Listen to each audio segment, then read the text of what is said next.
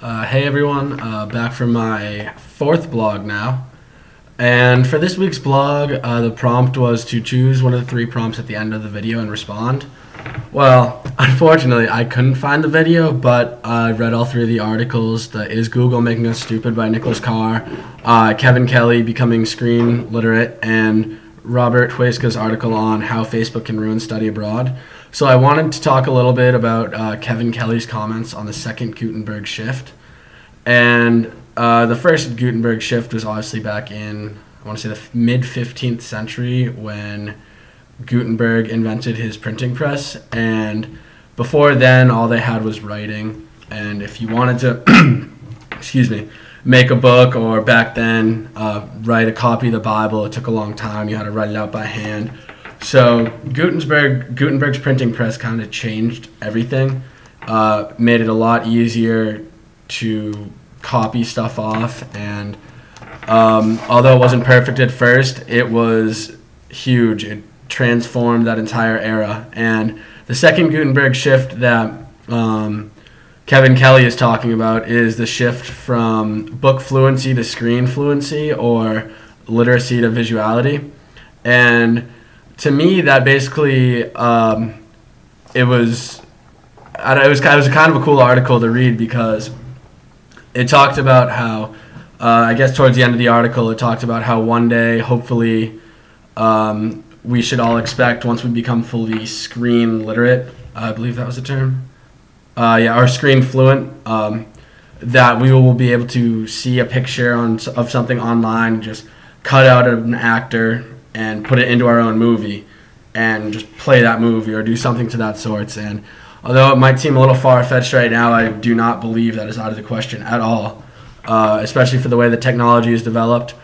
The computer came out, I think it was in the 20s. I read an article, and it wasn't, HP didn't have one out until the mid-60s. I just had a link up for it. I was just reading that. It's pretty cool. The first digital computer was 73, and so it's only been 40 years since then. And Gutenberg's printing press, or the time between his first printing press, or the first Gutenberg shift, and the second shift, when computers came out, or when TVs came out a little before then,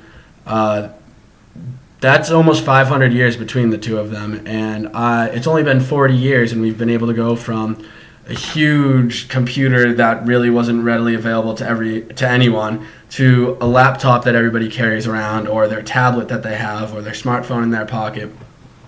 And every year it seems to be getting a lot more technical. New updates are coming out for your iPad or iPod or your new MacBook. Siri came out. We've been able to talk to our phone to then pull up information for us. I think it's a little bit lazy and a little bit of a reach, but that's just my opinion, and I've seen my friends use Siri, everybody use Siri. So just something like that. I mean, I'm sure like 50 years ago or something, that idea seemed crazy and far-fetched, but here we are now. We're in the age of technology, and I feel like each day everybody's coming out with new stuff and new ideas. So I feel that it's only a matter of time that we'll be able to go onto our computer and cut out a picture of somebody, or cut out a certain scene from a movie and put it in our own movie on iMovie or Windows Movie Maker or whatever we use. And I don't think it's going to take too long until we have the capability to do that. And then the other article I really liked, just wanted to talk about it quick, was how Facebook can ruin study abroad.